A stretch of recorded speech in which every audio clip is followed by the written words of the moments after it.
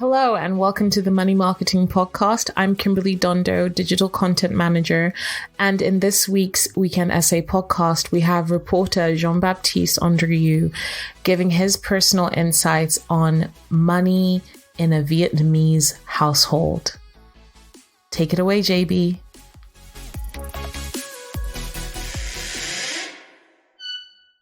Earlier this year, I wrote a story about the performance of Islamic mutual funds in the third quarter of 2021.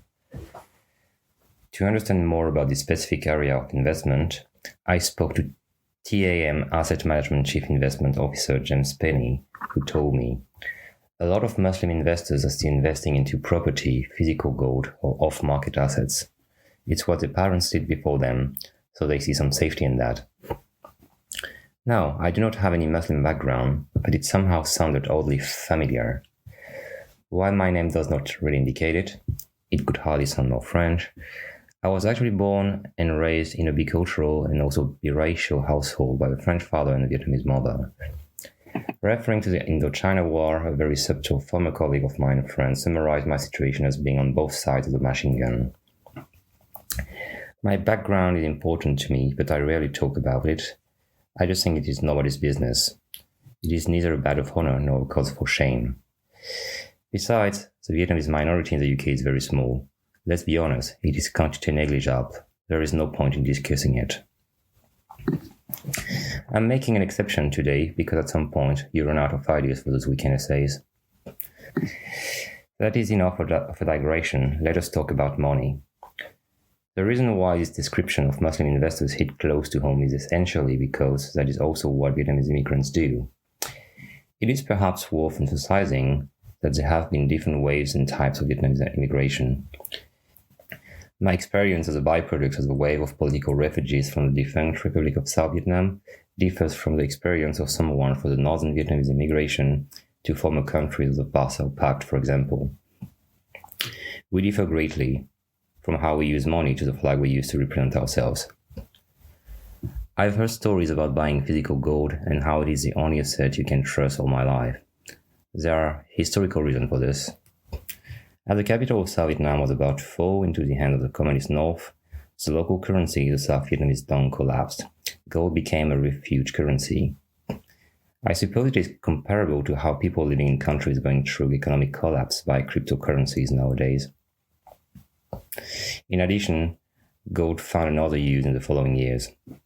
The American embargo, the strict communist management, and the Third Indochina War, which opposed Vietnam to China and Cambodia, economically brought the country on its knees.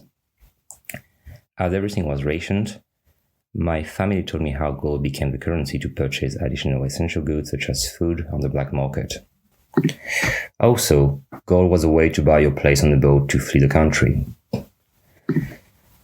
I suppose those are the reasons why my parent generation tends to trust gold. It has proved its reliability to them in the past. Interestingly, gold remains a popular investment in Vietnam itself nowadays. As of 2015, Vietnam was the seventh country globally with the highest gold demand, according to the World Gold Council. When COVID started and an economic collapse looked likely, gold is the first thing I thought about, not cryptocurrencies, nor stocks. I then realized I did not have the money to afford either anyway. That's perhaps one of the traits that was passed from a generation to the next. Physical gold is also tangible. You can see it and touch it. It makes a whole difference with a share or an investment in a fund, which are, at the end of the day, just pieces of paper. As for gold, real estate is a form of investment you can see and touch. While it may not be the asset that will optimize the returns, its physical existence makes it reassuring. A document written in a language you might not speak well and full of technical words on the top of it is not a very appealing offer. I came across a few Vietnamese immigrants in France who, after having managed to build their life and wealth, invested in real estate. Did they own shares or have money in a fund? I do not know, but if they did, that was not what they boasted about. Learning about Islamic investments, why the concept was created, and who it caters for, made me realize how more and more bespoke investment propositions are becoming. Somehow, it shows how nimble and adaptable capitalism and the investment industry are. While the purpose of investment is to generate returns, we all have causes or issues that hurt, The world is full of imperfections that we aspire to correct. It might be environmental issues, or other social causes, or good governance practices. For example, ESG certainly opened the Pandora box. I do not think it is always possible to reconcile financial returns and address an issue. As Charles Bukowski once wrote, you begin saving the world by saving one man at a time. All else is grandiose romanticism or politics. But when it happens to be possible to kill two birds with one stone, why would you not seize this opportunity? When I do cover funds in the asset management industry, I actually have £0 invested in anything. But if I was to invest money in a fund with a view to having an impact, I know precisely what my cost would be. I wouldn't want my money to be invested in emerging markets and, more specifically, in Vietnamese firms. The reason I would be keen on supporting the Vietnamese economy and development is that strong and resilient economy is the only way to enable everyone to live in decent conditions. I still have in mind the 39 illegal immigrants who died in the trailer of an articulated refrigerator lorry in Essex in 2019. Stories of Vietnamese workers dying in their workplace in Japan are not rare in international media either. Nobody should have to put their life in danger in the vague hope of a better future in a distant country.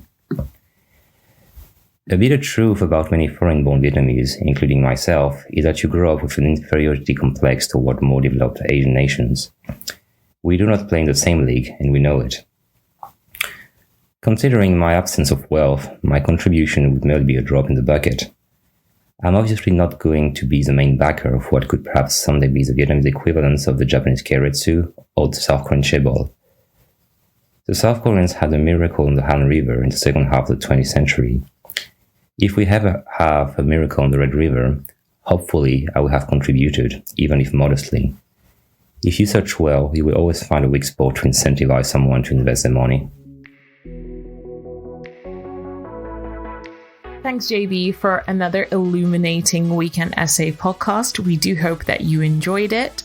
Please do keep up to date with all our new releases via Podbean, Apple Podcasts, Spotify, and everywhere else you get your podcasts from. You can also keep up to date with all our new content published on the Money Marketing website, as well as our Twitter, LinkedIn, Facebook, and Instagram. See you next time.